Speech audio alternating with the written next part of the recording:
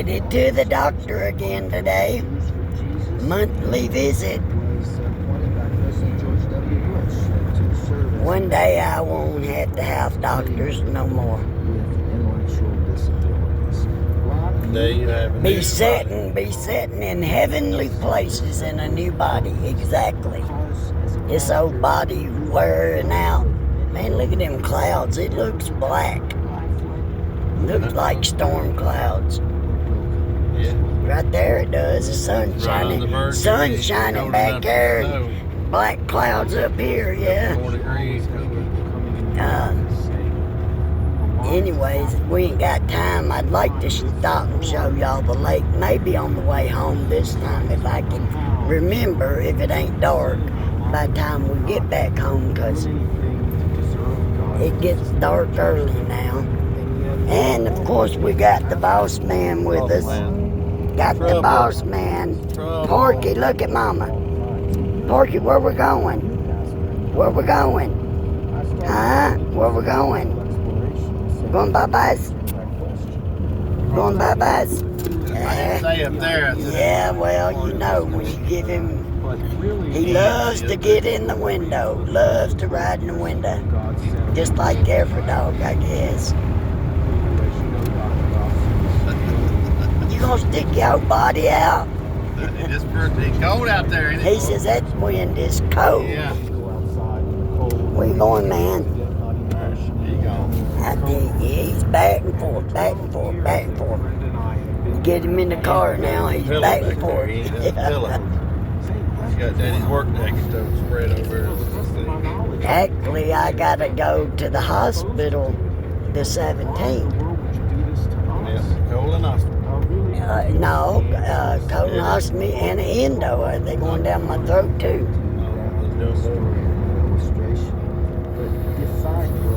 I hope those turn out okay. I used to have one every year. I'm supposed to still have one every year, but it's been, actually it's been 10 years. 10 years since I had the last one. And I supposed to have them every year because they found polyps, and I have a hook in my colon that they had to bypass it. For some reason they couldn't get their scope up in it one year. You know, I don't think that happened the last time though, did it? Did we? Yeah, we did. We had to leave there and go to a scan place so they could scan my upper colon because they couldn't get the camera up in there. What was it? Couldn't make a turn? Yeah, there's a hook in my colon that... They should have straightened that out. No, they can't straighten that out. So that camera thing. No, they scared to push it up in there, scared to rupture my... it won't be no different unless the Lord changed things. Well, I know. They were scared to go all the way up in it, scared they'd bust my gut, my colon, my whatever. Where you going, boy? He's back. He's back. Oh my goodness. Porky, are you gonna quit running back and forth? Look at this, my husband don't look all painted up. He's actually got on some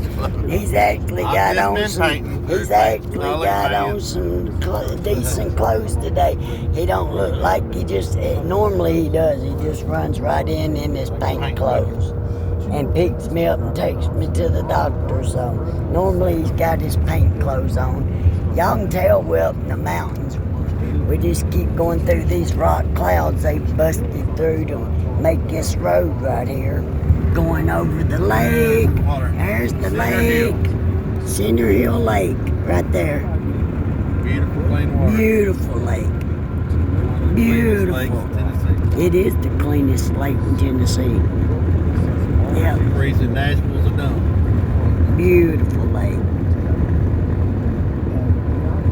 You know, compared to Percy Priest is like a dump. Oh yeah. But anyways, show them that wall right there. They don't see. A lot of people never see walls like this. what rock walls where they busted through A lot them? of people don't have stone everywhere. Now, yeah. So unless they're in Virginia. That's what I told Bobby I want to do. I got a bunch of little ones, but I want to get a bunch of rocks and build my sidewalk at my house, because this is like slate rock, and a lot of them are flat, and I want to stop and get a trunk full of them one day to make my little sidewalk with the walls of my sidewalk, and I'm gonna make a path around my out there where we sit at our picnic around by my trellis, and plant me some flowers up and around it, and put me out a bunch of pebble rock or pebble rock, whichever you want to say, pebble. But anyway, the real tiny rocks, I want to get a bunch of them and put out and around and mulch.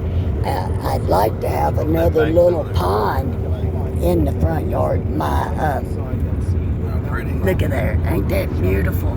That's another part of it. It's low right now. I don't know if y'all can see it on this, but right through them trees right there, the lake down there. See, I don't know if y'all can see that or not.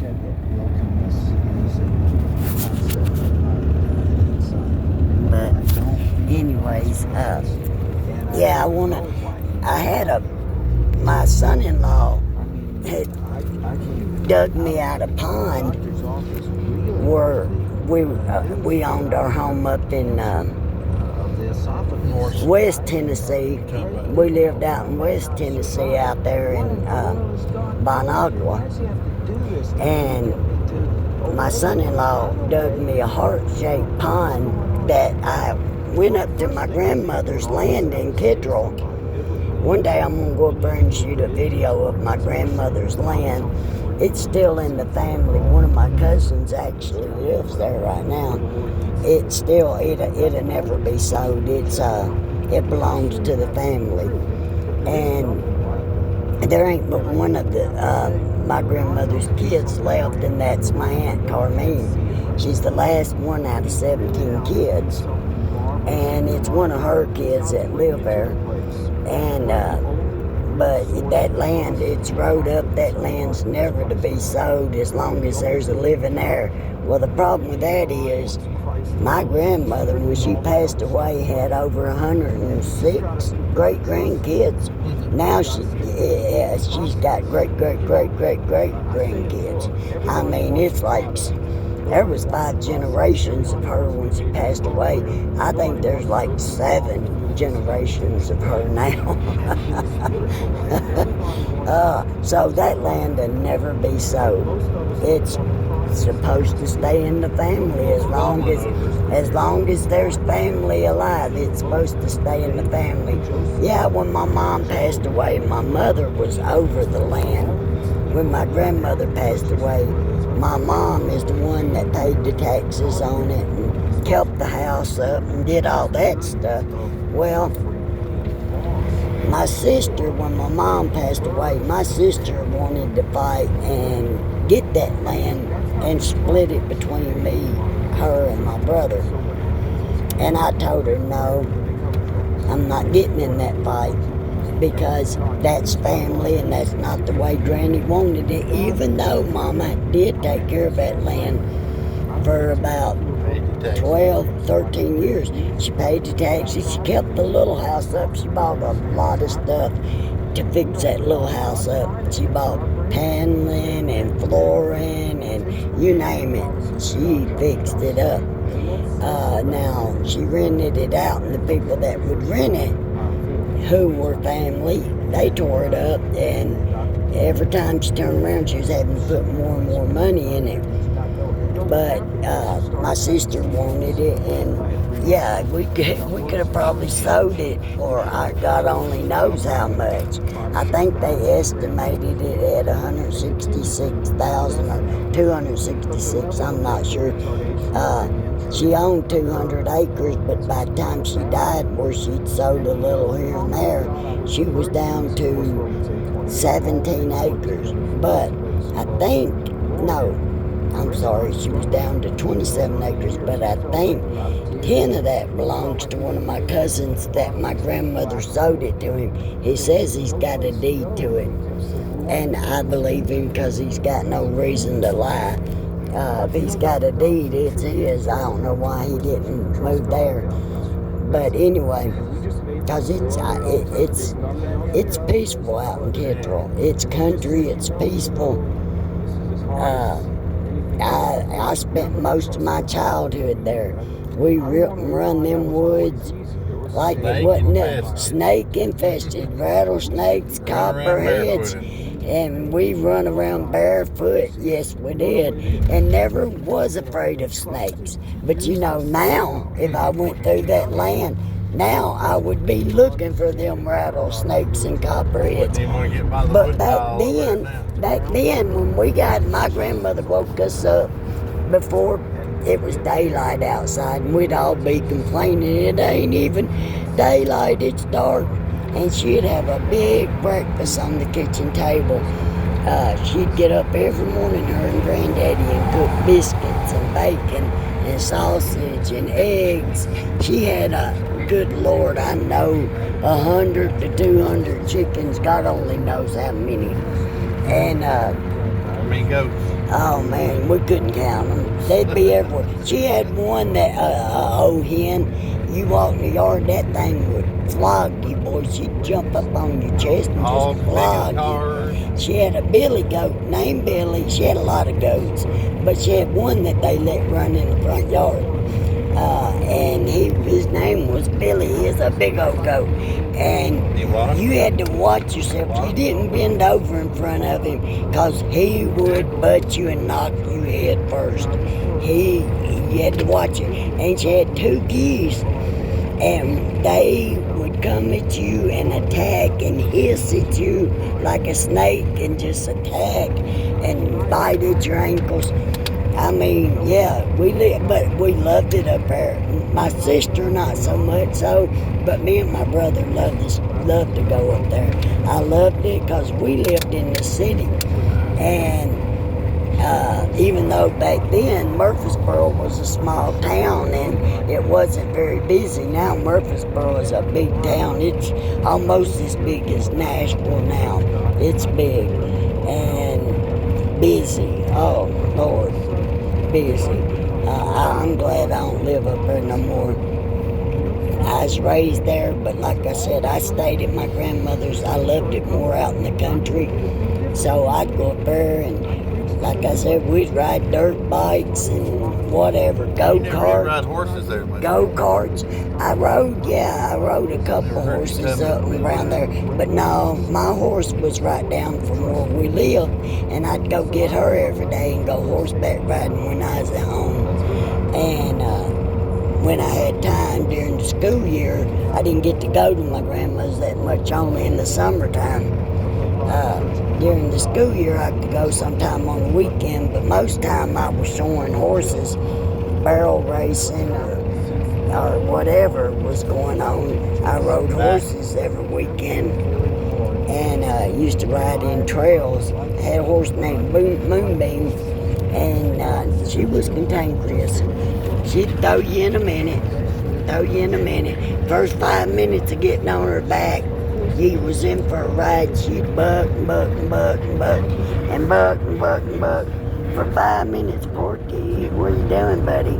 And so for 5 minutes, you was riding you was in a rodeo with her. And I'd get on her back and ride her for about 5 minutes, and then she'd quit bucking. You could ride her the rest of the day. And it didn't matter if you got off somewhere, like, sorry, my voice is really bad today, y'all. But if you got off somewhere to take a break, like when I was over at training barrel racing at the Ag Center, Agriculture Center, we just called it the Ag Center. Anyway, I'd get off of her to take a break if I was trail riding or whatever, and it didn't matter. I could get back on her back and she'd still do the same thing. You'd have to let her buck it out. You'd have to let her buck it out. and then she'd be fine. She'd ride and no more problem. We had one, my horse that I had, she died at 37. Me and Bobby had bought from his daddy. And I rode her, first time I ever rode her without a bridle or a saddle. I guided her with my knees. And, but she wasn't as cantankerous, but when you rode her, she'd just jar your teeth out. When you tried to get her to stop, she would jar your teeth out. I mean, just do. It's like she was trying to do a fast walking horse trot. She would literally jar your teeth out trying to stop her, because she'd just go do with her feet. And it wasn't it, honey. When you tried to get her to stop, she just... Oh, Daisy? Yeah, Daisy. She'd jar your teeth out. Yeah, because, I mean, she just, she was fine when you was riding her and stuff, and she'd run good. But just when you tried to stop her, she'd go do. Yeah, and you had to be careful when you was riding her. I could handle her. But I wouldn't hardly let the kids or nobody ride her, because when you was riding her, once you got up, where we rode at, once you got up there near the house, she'd cut through them woods and take you home. She didn't care if she knocked you off or what. If she got where she could smell that barn, she was going to that barn. She'd cut through that yard. She didn't care. She'd take you right through the trees. But I could handle her pretty good. Well, she'd go back through looking around shells and stuff, but she'd be determined. Yeah, she was there. But yeah, I loved her to death. She was 37 when she passed away, and it just broke my heart. She loved you too. Yeah, she did love me. She cried when I cried. If I cried, she cried. Yeah. But anyway, I'm gonna cut this off, and if we stop on the way home, I'll get some footage of the late Porky. Porky, tell everybody bye. Tell everybody bye. Say bye-bye. Bye-bye. Huh? Porky. He says, I want Daddy to roll this window down so I can get some air. He don't want much because it's cold. He just, look at him. He wants that wind blowing in his hair just for a minute. He says, it's cold. He says, it's cold. Now he's going to go in the back seat. My husband always takes his cooler with us wherever we go, so we have drinks or whatever. If you broke down, you'd want them drinks. But anyway, if you're not subscribed, please do. I don't do a lot of videos. My health ain't too great, but I've been trying to do more lately. And I want to get one of our chickens, because we got a rooster named Don Juan. He's something else. Yeah, he's a big rooster. And we got how many hens? 8 hens. We got 2 Rhode Island Reds, is that what they are?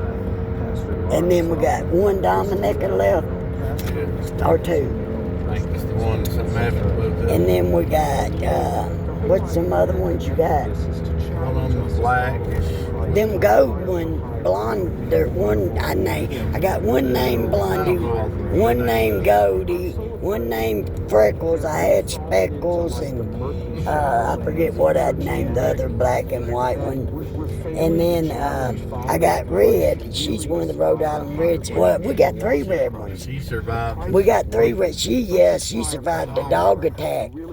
Our big, German Shepherd Pit Bull mix, had her in his mouth. He got off his chain, and they were free ranging then. And he had her in his mouth, and my husband, Bobby, was gonna shoot her. He had to shoot him, and I said, no.